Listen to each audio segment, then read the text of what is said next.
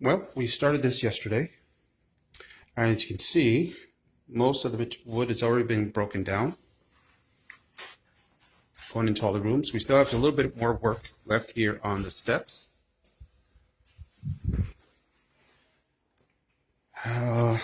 This is actually a walnut floor.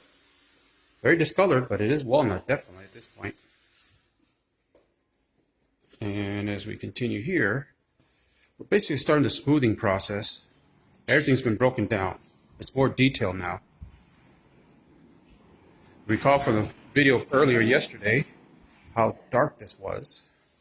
But now you can see how it's been cleaned up. Well, we will be going dark again. You'll be seeing that with the final video. But now you get an idea of what's underneath. We should be finishing up in maybe a day or two more, and that's it.